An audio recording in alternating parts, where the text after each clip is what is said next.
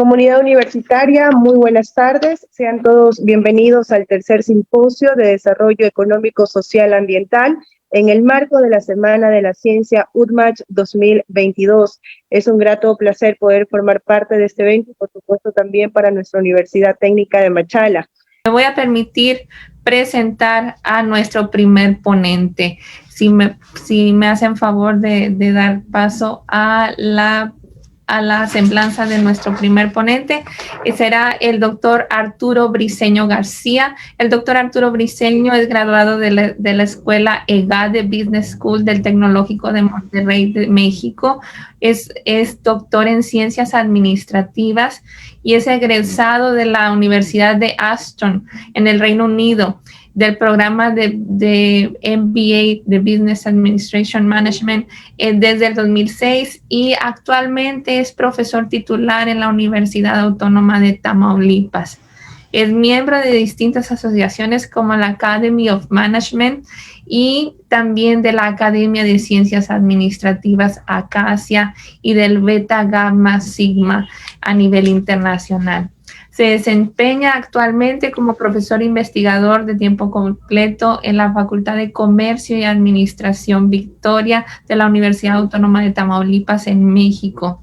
Funge como director del área de carrera docente de la Secretaría Académica para la Administración Central de la Universidad Autónoma de Tamaulipas. Es investigador líder del Cuerpo Académico Consolidado, Competitividad Económica, Social y Medioambiental de las organizaciones. Él mismo ha participado como editor en jefe de la revista Ciencias Administrativas, Teoría y Praxis, una revista arbitrada científica a nivel internacional. Como parte de su desempeño académico, ha participado en estancias de investigación, colaboraciones académicas a nivel nacional e internacional, y sus líneas de investigación están centradas en la responsabilidad social empresarial, el desarrollo sustentable y el cambio climático. Ha participado en congresos nacionales e internacionales y ha publicado en revistas indexadas de alto prestigio. Le cedemos la palabra a nuestro orador inicial, el que hace la apertura de este tercer simposio de desarrollo económico, social, ambiental en el marco de la Semana de la Ciencia de la UDMACH 2022, al doctor Arturo Briceño García con la conferencia magistral Los grupos de interés, stakeholders, cómo hacer una administración efectiva. Adelante, doctor, sea usted bienvenido. Muchas gracias. Gracias, doctor Virgilio. Muchas gracias. Espero se escuche bien. Ya tengo activo mi audio. Agradeciendo a todos la organización del Congreso, la presentación que amablemente la doctora Ana Luz Zorrilla hace de un servidor. Agradezco a la audiencia, a todos los participantes. Realmente es un honor aperturar los trabajos de este tercer congreso. Me honra la posibilidad, es la segunda vez que participo y de la mano del doctor Virgilio, de la doctora Mónica Sánchez, tenemos una red y perdón si no menciono a todos para no caer en la omisión, pero agradezco de antemano la posibilidad de compartir con ustedes algunas reflexiones y algunas conceptos que podrían ser de su interés el día de hoy. Si me permiten, para no alargar más la agenda, voy a hacer compartir pantalla y me indican si, por favor, lo están viendo.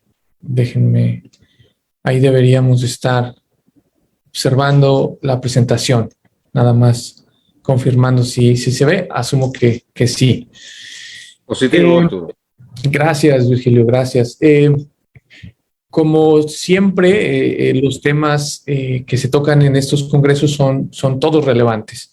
En mi decisión de qué compartirles el día de hoy, lo enfocaba o lo enfoqué no necesariamente a resultados recientes de actividades que han sido resultado de investigaciones o proyectos recientes, sino más bien como una reflexión a un tema que ha sido incorporado en los últimos años en muchas escuelas de negocio pero que muchas veces se queda un poco en los límites de cómo presentamos o analizamos ese tema.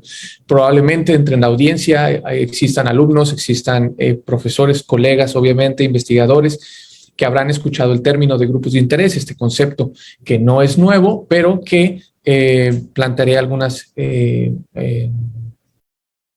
pues avances que pudiera tener este tema y no solamente de una perspectiva tradicional. El día de hoy les platicaré un poco de esto, lo hemos titulado como grupos de interés, cómo administrarlos o cómo hacer una administración eficiente. Entiendo los limitantes del tiempo, por eso daré inicio para no retrasar la agenda. Muy bien. Como les comentaba, el día de hoy tendría estos puntos para comentar con ustedes. Vamos a hablar un poquito de qué son los grupos de interés y de dónde viene este concepto, un poco de su historia. Y luego entramos al tema central de esta plática, que es hacer una administración eficiente. Mi punto central es que generalmente este tema, especialmente a nivel de escuelas de negocios, se deja en un tema de identificación de los grupos de interés, lo cual es un primer gran paso. Pero en la práctica, las empresas se topan con la realidad. ¿Qué pasa si tengo, como es el caso de la mayoría, múltiples grupos de interés y tengo que priorizar o no, o cómo atiendo simultáneamente a estos grupos? Y creo que ahí es un poco el punto central que mi charla abordará.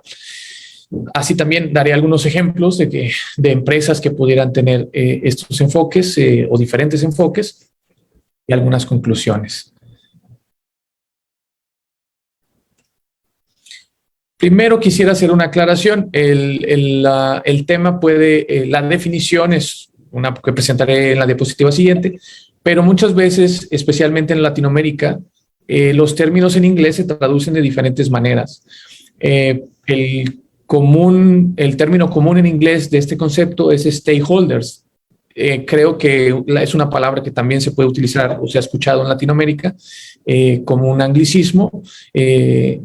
Posiblemente lo han escuchado así, pero a la hora de traducir, en el momento de traducir, stakeholders, al menos en lo que yo puedo distinguir, he visto que se utilizan dos grandes traducciones. La primera es grupos de interés, pero también lo hemos encontrado como partes interesadas. Entonces, generalmente cuando se utilizan estos dos conceptos serían un poco lo mismo, ¿no?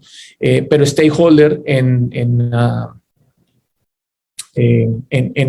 también se utiliza como un concepto un tanto global y es muy utilizado aún en Latinoamérica con esta palabra. Especialmente partes interesadas, lo he visto más en una literatura en España, por ejemplo. Mullerat es uno de los autores que utiliza esta traducción de una palabra que tiene su origen en la literatura en Estados Unidos. ¿De dónde nace? Bueno, es un concepto no nuevo. En los 80s, este señor que ven en pantalla, que es Edward Freeman, en 1984 saca un libro de estrategia. No sé si todos sabían un poco esta historia. Edward Freeman trabaja en escuelas de negocio, pero él estudió filosofía y matemáticas y se ha orientado en su práctica como profesor investigador hacia el área de ética de negocios.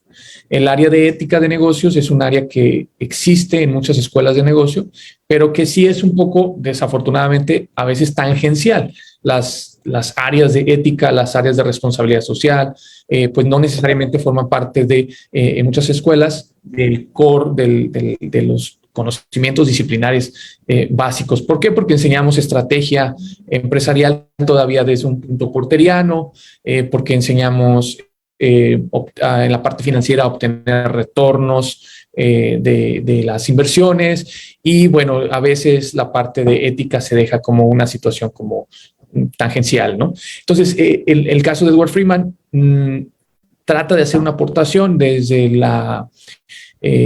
su área, es decir, él entiende esas otras disciplinas de su formación básica y genera un documento, genera un libro en 1984 que en un capítulo, básicamente que es el capítulo 3, introduce el concepto de manera oficial, aunque obviamente él construye sobre el conocimiento como lo hacemos todos, pero se considera el primer momento en el cual se formaliza el concepto de grupos de interés o stakeholders. Y como verán por el título del libro, tenía un enfoque totalmente centrado en la estrategia. Entonces su propuesta nace en una oposición a una visión orientada en ese momento, en los 80s, de una forma tradicional. Entonces, de alguna manera, lo que él propone es que lo tradicional en ese momento era pensar que las relaciones de una empresa se limitaban a proveedores y clientes en sus grupos principales y se tenía como el objetivo de atender a uno solo. Básicamente eran los accionistas, los shareholders. De ahí un poco la palabra en inglés. Share de acción era como el objetivo de la empresa era satisfacer a ese grupo únicamente. Entonces la propuesta en el 84 de este señor, que si regreso la diapositiva, verán que parece un filósofo, parece que si le hacemos un busto, parecerá justamente un filósofo griego, pero adecúa estos conceptos a los negocios e introduce esta nueva visión. Entonces, como les comentaba, en su momento, la visión que él cuestiona, que él reta en ese momento, en los 80s, era esta visión lineal y centrada en aspectos limitados del entendimiento de la empresa, pero él introduce este concepto donde la empresa en realidad debería de estar enfocada en múltiples grupos de interés y no solamente en los accionistas. Y entonces él abre un abanico donde, claro, se incluyen proveedores y se incluyen clientes. Él abre un abanico de posibilidades de entender que, por ejemplo, el gráfico que ven en pantalla a su derecha, donde la empresa es una empresa colombiana del giro de salud, identifica a sus múltiples grupos de interés. Es la propuesta que, siguiendo los comentarios que hace Freeman en su libro, justamente propone que los clientes y los proveedores serán parte, inclusive los accionistas, serán parte de un grupo mucho más amplio de personas u organizaciones que tendrán que ser atendidas por la empresa. Entonces, de ahí que, por ejemplo, esta empresa considere, por ejemplo, la academia como parte de sus grupos de interés, considere a los medios de comunicación como parte de sus grupos de interés, al gobierno, a los pacientes, a los profesionales de la salud, a gremios que también podrían estar involucrados como parte de una visión mucho más amplia.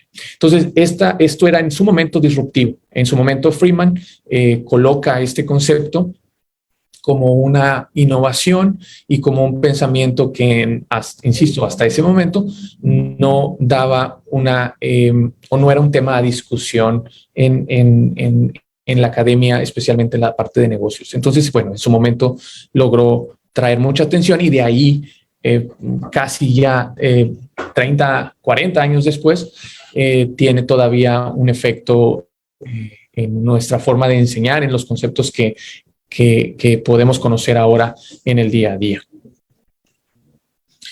Rápidamente tomé esta definición, que es muy sencilla. Los grupos de interés se pueden definir de diferentes maneras, pero tomé esta que es un tanto simple, en mi opinión. Son individuos o grupos por los cuales la empresa es responsable. Es decir, no todos van a estar ligados a la empresa, pero sí podríamos pensar que las consecuencias de las operaciones y por los cuales tendríamos que dar una respuesta en caso de que ocasionemos algún daño especialmente, sería esta situación donde identifiquemos a los grupos de interés. Una visión más moderna de la administración pues contempla que las operaciones, por ejemplo, el medio ambiente debería ser algo que no lo veamos como una externalidad, como se ve muchas veces en la economía, como un subproducto de las operaciones de la empresa, sino que debe ser un grupo de interés que debe ser atendido, un stakeholder que debemos identificar y debemos atender. Entonces, pueden ser individuos o pueden ser organizaciones o grupos de personas por los cuales, insisto, la empresa es responsable.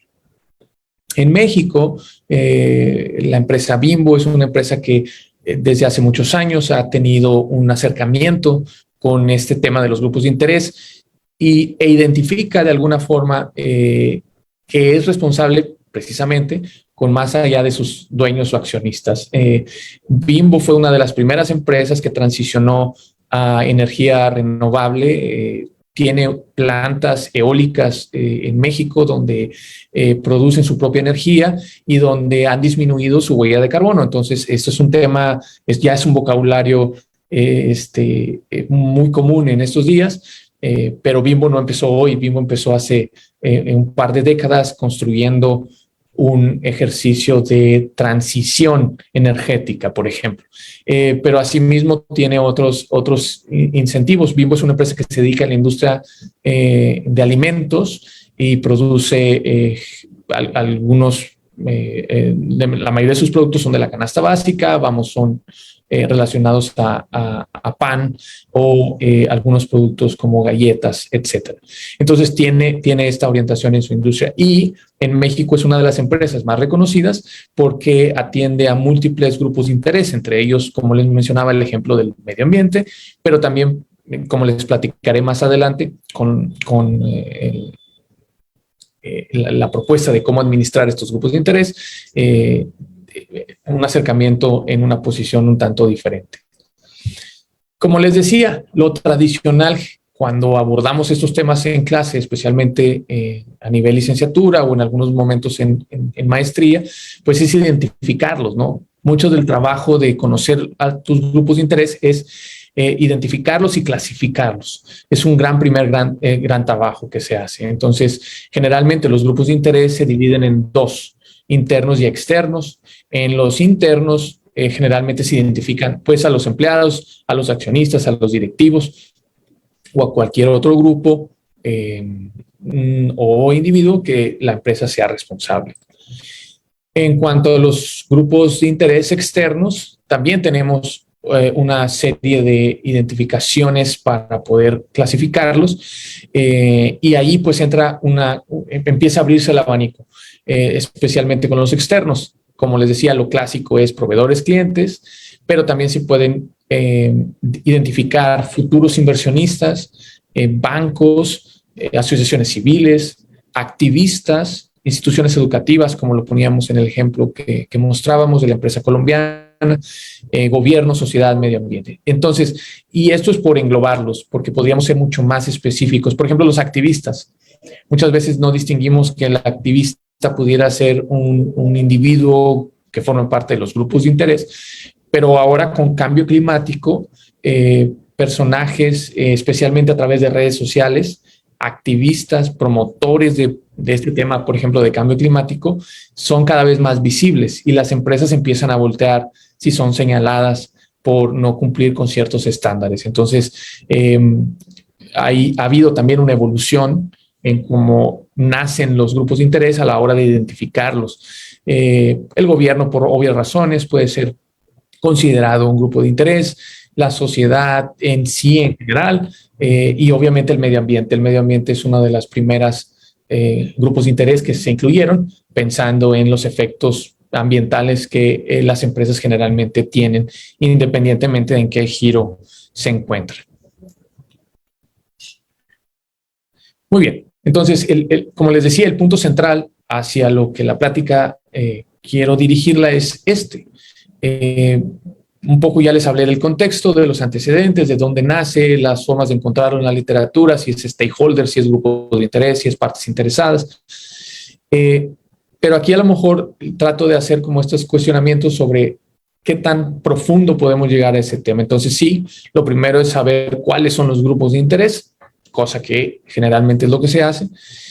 Pero luego hay que preguntarnos cuáles son los objetivos de los grupos de interés, qué persiguen cada uno de ellos, porque pueden ser algunos más urgentes, algunos más con mayor legitimidad o con mayor poder, como lo explicaré más adelante.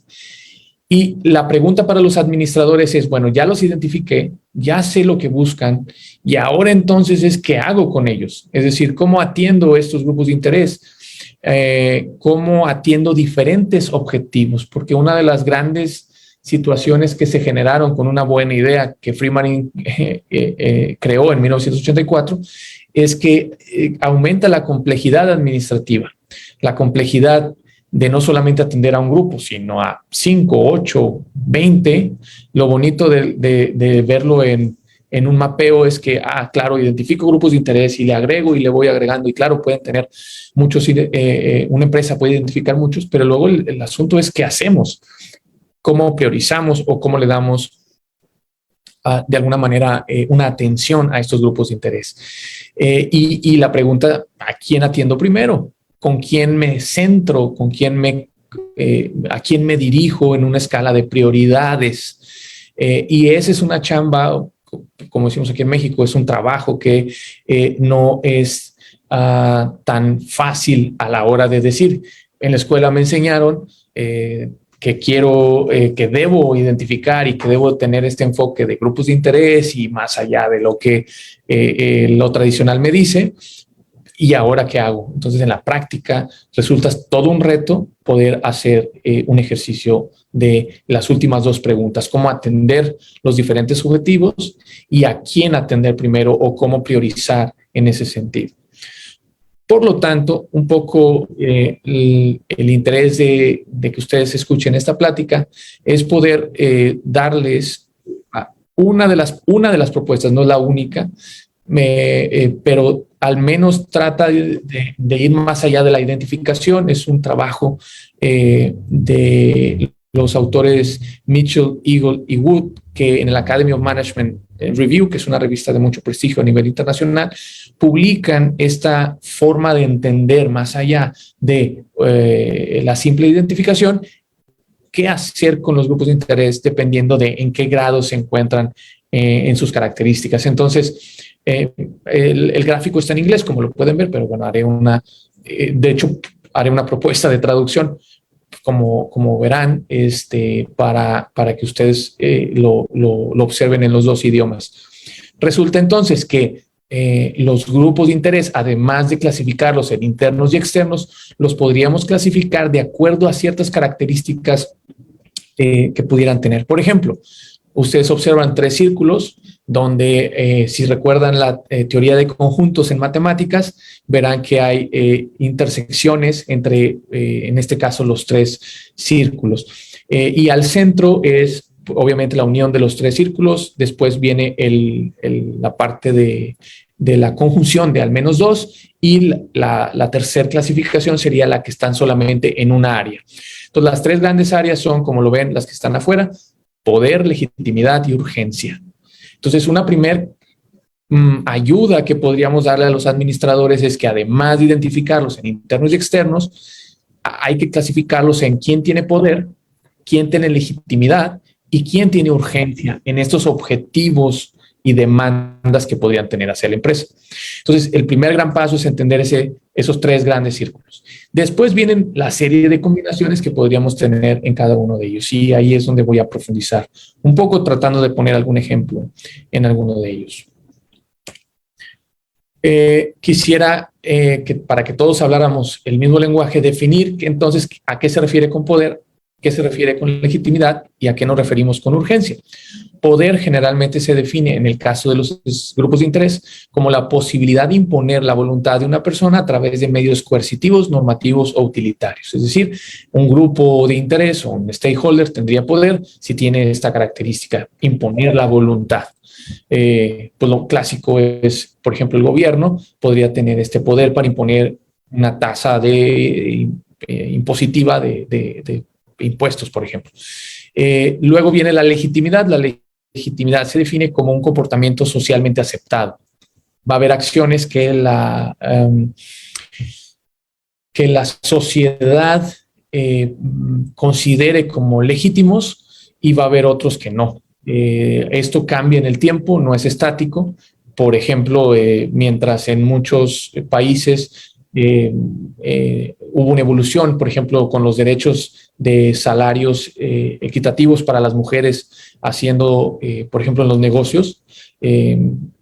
Durante muchos años esto no fue legítimo hasta que se empezó a evolucionar hacia un comportamiento socialmente aceptado. Es decir, aunque en Latinoamérica todavía hay mucho trabajo que hacer con respecto a equidad de género, las empresas se han empezado a mover hacia una mayor igualdad, por ejemplo, en salarios. Después viene la urgencia. La urgencia es la atención inmediata a una situación. Entonces, pudiera ser que hay reclamos o objetivos o necesidades de algún grupo de interés que tengan urgencia, y eso será la atención inmediata a esa situación por la cual hay que dirigirnos a este grupo de interés. Entonces, recordando, volviendo al gráfico inicial, tendríamos estas tres grandes características que son las que van a dominar el resto de las combinaciones. Espero que todo vaya claro. Obviamente, entiendo que al final va a haber una opción de intercambio de preguntas y respuestas, así es que por favor manténganse con sus preguntas para que no se les olvide. Por favor, anótenlas y con mucho gusto al final hacemos una reflexión de esto. Muy bien, entonces, como les decía, haciendo una traducción de los conceptos que presentan estos tres autores en su artículo, la primera subdivisión serían estos grupos de interés latentes, que por una u otra razón solamente tienen una característica, que sería los durmientes, los discrecionales y los demandantes. Estos tres grupos, como lo vemos en el gráfico, los durmientes tienen solo poder, pero no legitimidad y urgencia. Entonces, eso los clasifica de una manera que existen y están ahí, pero a lo mejor todavía no llegan y logran esas dos otras características. Los discrecionales, como lo ven a su derecha, tienen legitimidad, pero no poder ni urgencia. Y por último, los demandantes tienen urgencia, pero no poder y legitimidad. De esta forma, la primera subclasificación son, digamos, los que están centrados más al exterior de los conjuntos, tienen solamente una característica: durmiente, discrecional y demandante. Como les decía, poniendo el caso del Grupo Bimbo, Grupo Bimbo tiene, como mencionaba, una gran, de alguna manera, propuesta hacia identificar grupos de interés, pero por muchos años el gobierno era fue un stakeholder durmiente. ¿En qué sentido? No en los impuestos, ¿verdad? Siempre ha habido la carga impositiva para las empresas, pero, por ejemplo, en el ámbito de salud, el gobierno en México por muchos años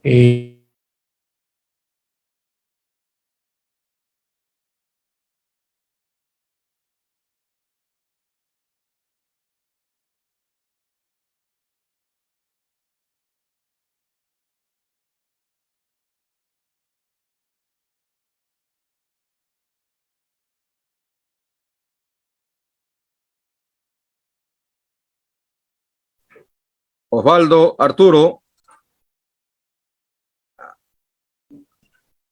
¿me escuchan? Ahí te escuchamos nuevamente.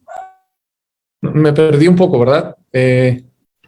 Voy a regresar. Por favor, si ya ven la presentación. Sí, señor. Bueno, no sé en dónde me quedé, pero retomo Bimbo.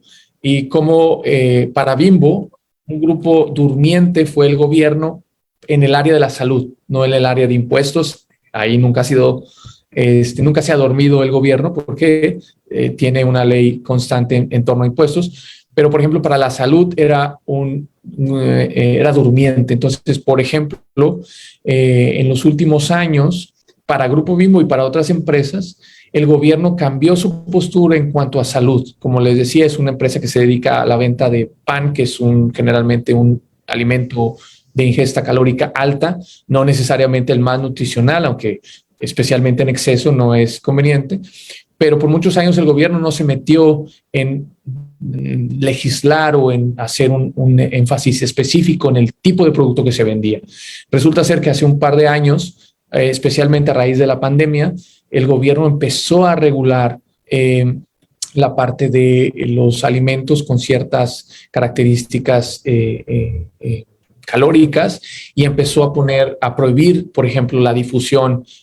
Bimbo tiene en su mercadotecnia tiene un osito, no sé si lo conozcan, no sé si en Ecuador está, o en otros países creo que a veces cambia de marketing en sus estrategias, pero prohibieron el uso para desincentivar el consumo, pusieron unos logos bastante visibles de exceso de calorías o producto con altos azúcares, cosa que de alguna manera dañaba la venta del producto en específico. Entonces, este es un ejemplo de cómo un grupo de interés que por muchos años fue durmiente, por llamarlo de esta característica, es decir, si regresamos al gráfico, era el gobierno, entonces tenía poder, pero el tema específico de salud no tenía ni urgencia ni legitimidad.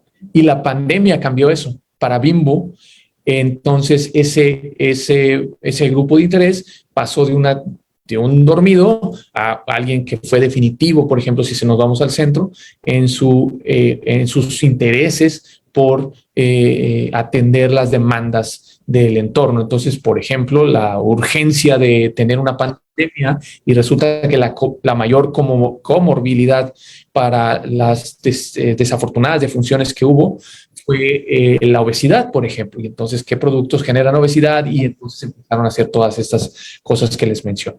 Entonces, es un ejemplo de cómo podríamos encontrar o identificar grupos de interés con estas características. Después, pasando al siguiente nivel, los grupos de interés ansiosos, así los traduje haciendo una propuesta para ustedes, vienen los peligrosos, los dominantes y los dependientes. Y cada uno de estos es la combinación. Por ejemplo, el peligroso es el que tiene poder y urgencia. El dominante es el que tiene poder y legitimidad. Y el dependiente es el que tiene legitimidad y urgencia. Y ahí podemos meter algunos ejemplos como cambio climático, que cada vez es más urgente, por ejemplo, y está tomando mayor legitimidad, ¿no? A lo mejor todavía no tiene el poder regulatorio de imposición que quisiéramos, pero sí en el caso particular del tema, yo podría decir que pasó, si me permiten regresar al gráfico original, pasó de tener solo urgencia a empezar a tener legitimidad. Cada vez se reconoce y es más admitido por la ciencia que el cambio climático es un hecho y que las empresas deben atenderlo, los gobiernos tienen que atenderlo. ¿Qué tanto poder tiene? Es debatible, pero de alguna manera se está moviendo hacia allá. Cuando el tema pase a una legislación que prohíba, limite, haga situaciones más severas, hará entonces este cambio como grupo de interés, ¿no? Por ejemplo, los activistas como Greta Thunberg, que está haciendo constante activismo en su momento por redes sociales. Entonces, estos tres grupos de interés,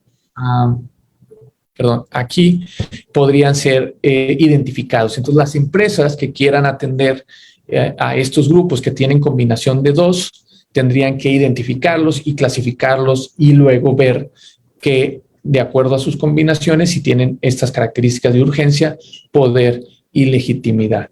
En el caso de la empresa que he tomado como ejemplo durante esta conversación, que es Grupo Bimbo, aun y cuando no había tanta exigencia como el grupo de interés que podría ser ahorita demandando hacia cambio climático, desde hace varios años empezó. Entonces ellos tuvieron un avance antes de que fuera tan urgente. Ahorita es urgente y entonces las empresas que no tenían nada con respecto a energías renovables, de alguna manera se tienen que empezar a subir a este tren de las energías renovables para disminuir su huella de carbono.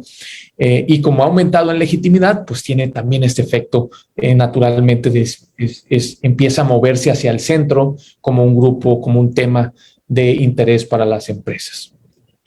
Muy bien, entonces hasta ahorita hemos visto que estas tres características de poder, legitimidad y urgencia se van combinando y van creando una especie de clasificación al mismo tiempo de grupos de interés.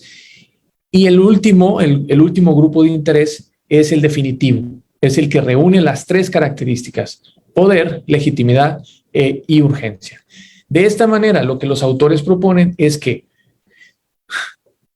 una forma de de contestar a la pregunta, ¿cómo le hago para administrar mis grupos de interés?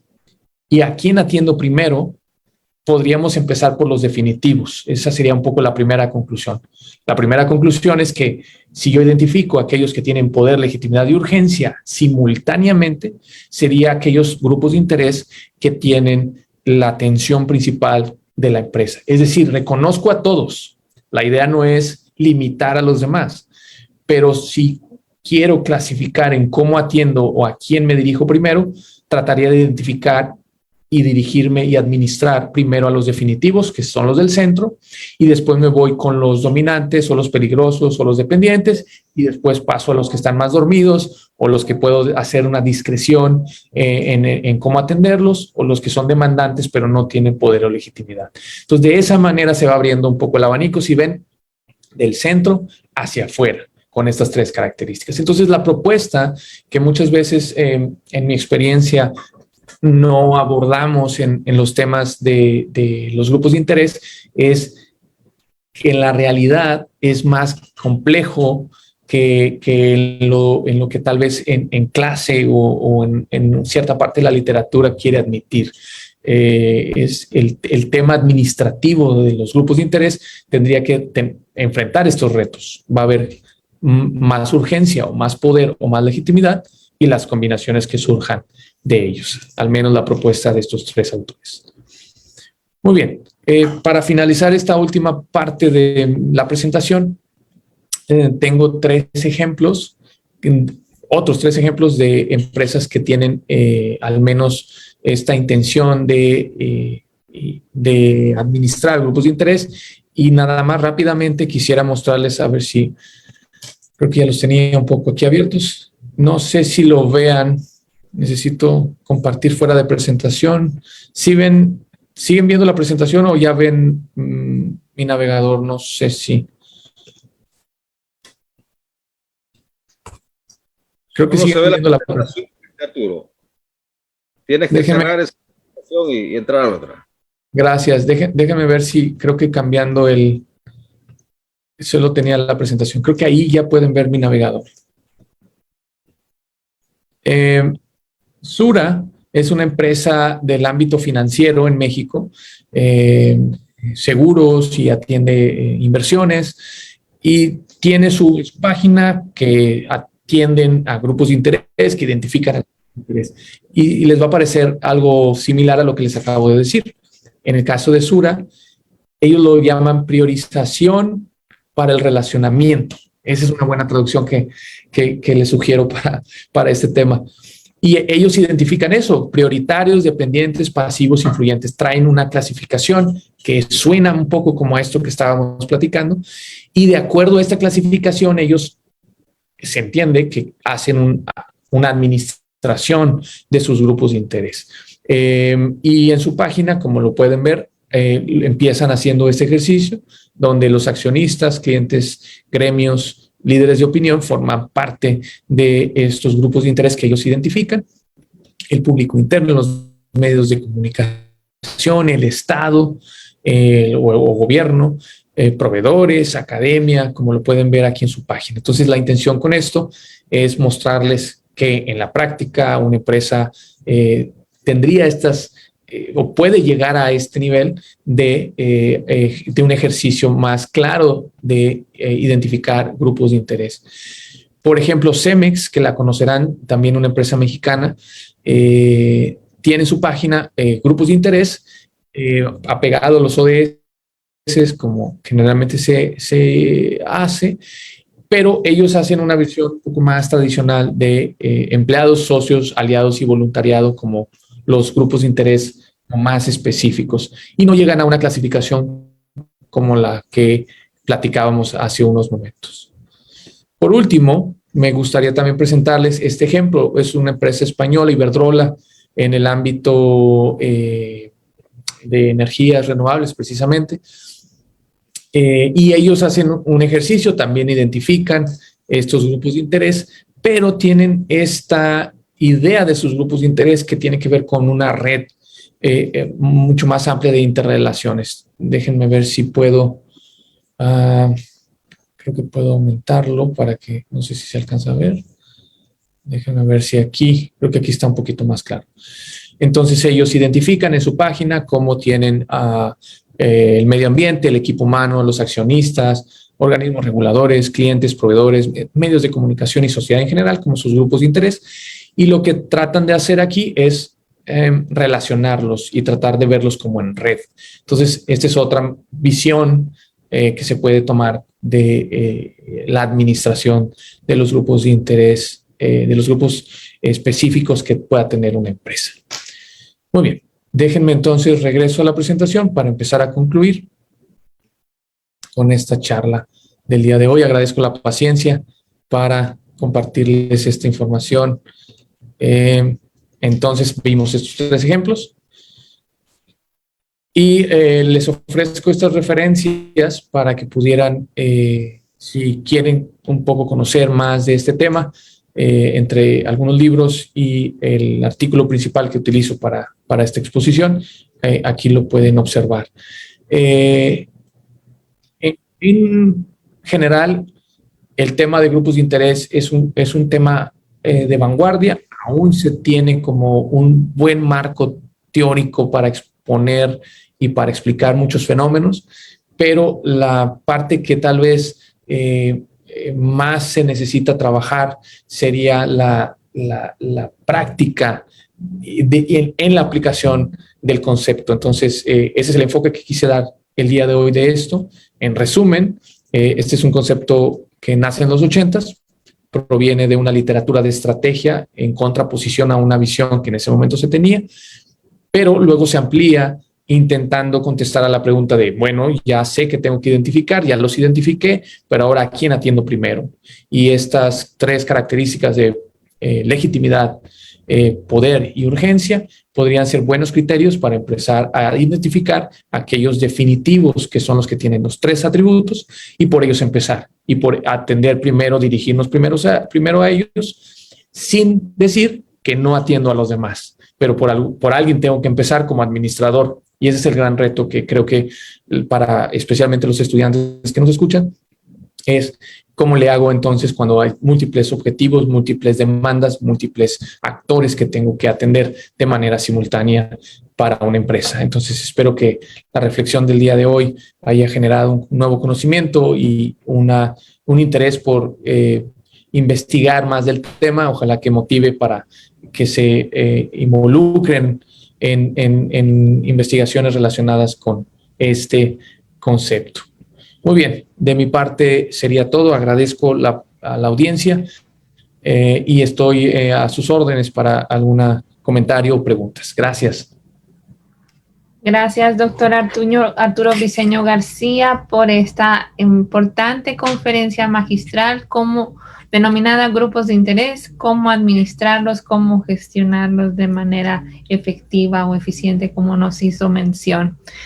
Vamos a hacer un espacio de preguntas, doctor, si está de acuerdo. Voy a dar lectura a un par de preguntas que están aquí en el chat.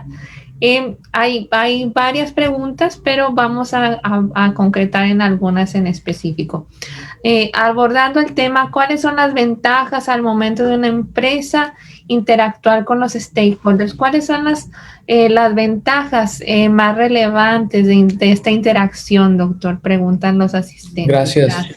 Sí, gracias, doctor. Es una muy buena pregunta.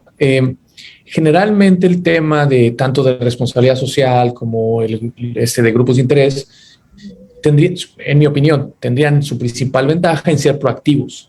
Es decir, adelantarme y identificando, midiendo los intereses de los grupos de interés traería ventajas para anticiparme a movimientos que después puedan ocurrir. Por ejemplo, en el tema de cambio climático, en los temas ambientales, si las empresas se involucran desde un inicio con grupos de interés que a lo mejor solamente tienen urgencia en el tema, pero a lo mejor no todas las características, puedo adelantarme, anticiparme a situaciones que después, si no las atiendo, podrían caerme como algo urgente, poderoso y legítimo, y ya no tenga tiempo para reaccionar como empresa, ¿no? Como les está ocurriendo a muchas empresas en muchos sentidos.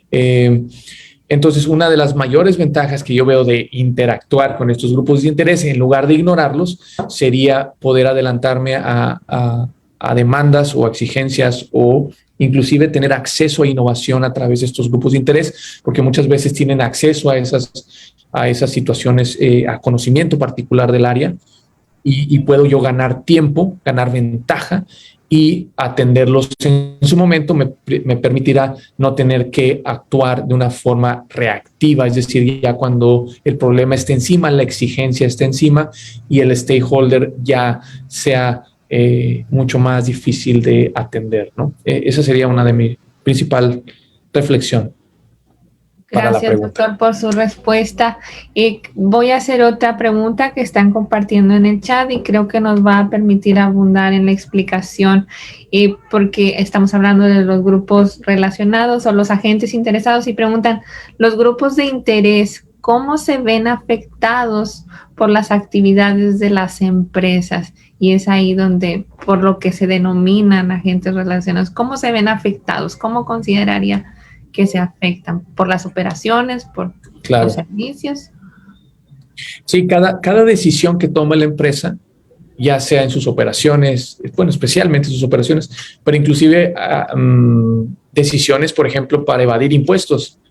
Cada decisión que tome la empresa tendrá una afectación a algún grupo de interés. Entonces es lógico, por ejemplo, si la empresa empieza a hacer algún maquillaje financiero, si empieza a hacer estrategias para disminuir el pago de impuestos, pues va a tener un efecto primero en la recaudación del gobierno y después en la aplicación, en teoría, eficiente de esos impuestos en la sociedad. Entonces, las implicaciones vienen, sí, de las decisiones de la empresa, ya sean operativas, financieras, estratégicas, y dependerá de cada grupo de interés cómo le afecte. Va a ser diferente cómo afecta al gobierno en impuestos, cómo afecta al medio ambiente en productos, por ejemplo, plásticos. Va a ser diferente cómo afecte a los consumidores si el producto es con altos niveles calóricos, etcétera, etcétera. Entonces el impacto va a ser diferente para cada grupo de interés, pero viene de cada una de las decisiones que las empresas tomen. Entonces, por eso el tema importante de la responsabilidad social y que las empresas estén conscientes que cada acción que toman tiene un efecto en sus grupos de interés, directo o indirecto. Muchas gracias, doctor. Una última pregunta, aparte de que lo están felicitando por la importante conferencia que acaba de impartir. ¿Tienen preguntas que voy a concretar en una de algún ejemplo de estrategias para mantener atentos o mantener con agrado a los stakeholders, las empresas? ¿Alguna estrategia de atención específica? Tal vez creaciones de comités de atención. ¿Qué es lo que recomendaría, doctor? Sí, de entrada el comité, por ejemplo, comités de sustentabilidad, comité de ética, comité relacionados con temas que son actuales, es una buena primera respuesta. También sugeriría que las redes sociales tienen un impacto sumamente fuerte ahora. Sería una muy buena estrategia de comunicación para mantener atentos a los grupos de interés, para divulgar las prácticas que se realizan, pero que no caigamos en el exceso, que es otro tema. Ese es un buen tema para el próximo año, si el doctor Virgilio nos mantiene con la invitación. Ese sería un buen tema. Muchas empresas empiezan a tener unas estrategias precisamente para agradar a los grupos de interés, para que es como mandar estos mensajes simbólicos de que estamos haciendo mucho y a lo mejor en la práctica no es la realidad, y es una manera de vendernos como empresa de que estamos atendiendo temas. Si los temas sí se están atendiendo y es real, por supuesto hay que difundirlo, pero muchas empresas a veces empiezan a caer en excesos de decir somos socialmente responsables, somos amplios en nuestro conocimiento o acciones sobre temas de interés de los grupos, de diferentes grupos, y caemos a lo mejor en una parte más simbólica que real. Entonces eso también hay que evitarlo. Pero hay ejemplos de empresas que generan eso. Entonces, en resumen, sí, una digamos que una buena estrategia interna sería la organización y la presentación de comités, y una buena estrategia externa sería la comunicación a través de redes sociales para que podamos difundir las acciones y de alguna manera comunicarnos con estos grupos de interés que podrían tener diferentes demandas, especialmente en la actualidad, ¿no? Las redes sociales forman esta gran red para las empresas. Muchas gracias, doctor. Gracias por atender estas preguntas que fueron concretadas de un número importante de preguntas que le haremos llegar para, si gusta, dar seguimiento a las inquietudes de el auditorio que hoy nos acompaña, doctor. Agradecemos entonces nuevamente la participación del doctor Arturo Briceño García, profesor investigador de la Universidad Autónoma de Tamaulipas, México, con esta conferencia internacional, los grupos de interés, los stakeholders, cómo administrarlos efectivamente. Muchas gracias, doctor. Gracias por su participación y